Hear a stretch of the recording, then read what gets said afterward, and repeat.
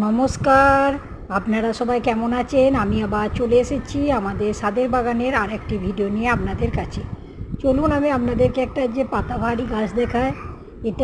এই গাছটির নাম হলো রিও। এটি আমাদের আগে একটি ছোট টবে ছিল, মাটির ছোট টবে। আমরা সেটিকে একটি বড় প্লাস্টিকের টবে স্থানান্তর করেছিলাম।